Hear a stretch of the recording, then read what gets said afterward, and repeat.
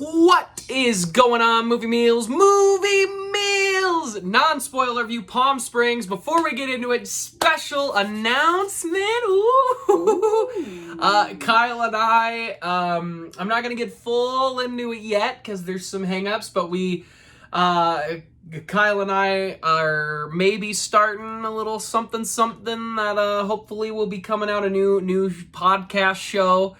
That isn't necessarily movie oriented, but we'll tease more about it. We're going to be a part of that with my brother, Essays About Everything Art.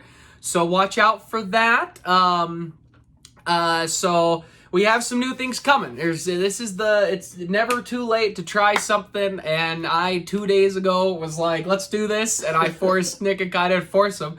In fact, I told Kyle repeatedly, you don't have to do this with me. So, but they're in. So, but yeah, so look out for that special thing coming. Once we know everything's secure, we'll do an official announcement. But we do have some cool stuff coming up. So watch out for it. And now let's get into it. Palm Springs, non-spoiler review, positives and negatives. Start with Kyle as always. What was your positives of Palm Springs, the Hulu original movie? I enjoyed this movie so much. I wasn't really thinking how much I needed a good comedy, and after seeing Palm Springs, not only did I get that, but I also have found myself feeling like I haven't had a good comedy like this one in a long time. So I was really happy after I saw this one.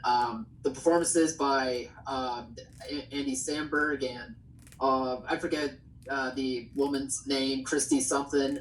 I'm sorry that I was spacing on it, but they're just a delight in this movie.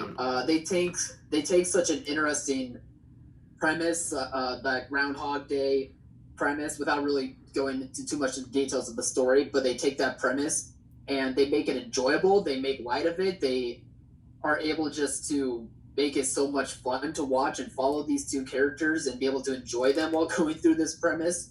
And I think this premise we've seen over and over again in many other movies other than Groundhog Day, but it's able to take leaps and it's able to twist things up on that type of story by its themes, I think. I think the themes in this movie are especially powerful, coming from a comedy too. Like normally you don't quite get that, I don't think, in a comedy, but I think with Palm Springs, it's the themes that you see throughout the movie are just really powerful, inspiring, and just leads to a lot of funny stuff. Like I said, I haven't really found a comedy this good in quite a while, and I'm so happy that we got that, especially during times where we kind of need a good laugh. Like Palm Springs is definitely the way to go.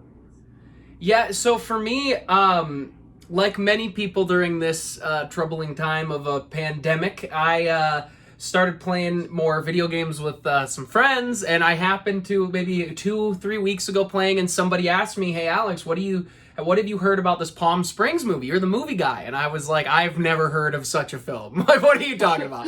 And he was like, oh, it's this Andy Samberg movie. It's got 100 on Rotten Tomatoes. I just thought you heard about it. And I was like, I have not. And I didn't watch the trailer, but because he said to me, and I don't know how much this is true. I mean, I trust this source. He doesn't tend to get I don't think information wrong very often. It could be untrue though, but I think he told me that this was actually the original idea for Caddyshack or Groundhog Day. And that that this is based off of more of the original idea that was supposed to be Groundhog Day before it became the iconic comedy it is now, that it was supposed to be a little more romantic comedy. It was supposed to be a little bit more darker. So going into it, that's all I knew was that little take. And I absolutely adored this movie. I thought it was perfect. It was the same to Kyle. Not maybe in the way the movie is, but for me it hit like Booksmart did last year. It just happened to hit at a time where I needed laughs. I needed that type of comedy, and I really dug this. It's a romantic comedy. It's vulgar. It even gets a little bloody at times, and I really, really enjoyed it. It touches on themes that I think really, really work. And I'm not a massive fan of Andy Samberg. I don't fall head over heels with him that I think a lot of people do. I like Lonely Island. I always thought that was funny enough. I like some of his SNL stuff. I've never really fallen in love with any of his movies. Popstar is one I've never seen that I hear is just incredible, which is one I know I need to check out. But I've never really loved all of his work. I've seen episodes of Brooklyn Nine-Nine. I think it's fine enough, but I adored this. In fact, it's my favorite performance I've seen him give. I thought it was absolutely brilliant. The female lead, I'm blanking on her name as well, was the really only thing I've been exposed to her with is she is in Wolf of Wall Street for a small part, and she is in How I Met Your Mother as the mother in season 9. So, and I really enjoy her. I know she comes from Broadway, and she absolutely killed it. There's a couple of surprise actors that are great. It's a quick story. It's not a long movie. It's an hour and a half. It's short, but man, it packs a lot in, and I loved it. I thought it was funny. It was heartfelt. It was relatable. It was really, really well done. I very much enjoyed it. I liked how they handled kind of the reliving of a same day all the time. Obviously that we've seen in a trope from Groundhog Day be used tons, like Happy Death Day, for example, does something like that. And I thought this handled it very well. But Kyle, what are your negatives of Palm Springs? Really, there's not many negatives I could think of. Like, honestly, this movie could be in the conversation for, like, the best of the year for me. I know that's not really saying much because movies right now aren't really coming out like we normally see them come out, so there isn't a whole lot to choose from, but right now it would probably be considered as my personal favorite right now. So I just really love this movie so much, but I think if I had to really think hard about some of the negatives I found, when it comes to Andy Samberg's character, Niles, if I remember his name correctly, some of his personality traits and some of his ideologies that he expresses throughout the movie, sometimes I found that they were kind of contradicting each other, whether it was kind of a choice for where the character is supposed to go in the story or not. Like, there was just moments where I kind of sat back and was like, wait a minute, that doesn't seem like the type of character that would do this or do that or whatnot. And it kind of got me thinking a bit too much, but I think for the most part, though, it does a really good job at knowing who these characters are, what they're thinking, how they're going through the scenario properly for the types of characters they are anyway. So those little nitpicks I saw from that character didn't bug me too much because overall it wasn't happening so very often throughout the story. So besides a little nitpick, this movie is just really, really good. That's all I have to say about it. Guys, putting it at the top of the... Did he forget Sonic the Hedgehog came out this year? What's wrong with this boy? What about Scoob? Oh, Scoob was not good. Anyway, bring up Scoob. my only real negative is...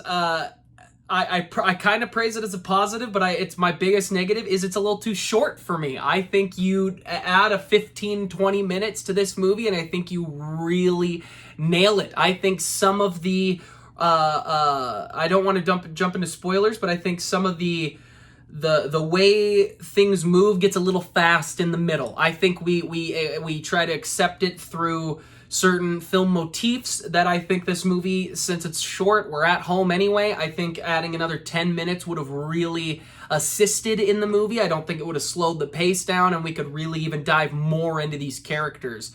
But that is my only negative. I really, really much enjoyed this movie. It would have been a fun movie to see in the theaters. I don't know if they ever were going to release it in the theater or not, but it's a great watch. I highly recommend. You got any final words, Kyle? I know that we kind of broadly said like what the plot of this movie is supposed to be, but if at all possible, like try not think about what we said too much when going into this movie. I would honestly say don't even watch a trailer, because in the first few minutes I was seeing like what the setup of this movie was going to be, and I knew what was going to happen because of the trailer. So I would highly recommend trying going blind as much as possible, and I think you'll get a really great viewing experience out of it, more so than you already are. I wouldn't watch a trailer either. I think what we've said here is plenty. It's a romantic comedy that goes along the motif of Groundhog Day, and I think that's a great way to go into it. The movie really is excellent. I'd love to know everybody's thoughts, so please put those in the comments down below. Guys, watch out for our special announcement coming hopefully this week with some cool stuff. So please do all that. Remember to like, subscribe, and share. And as always, thanks for watching, Mom. See you guys.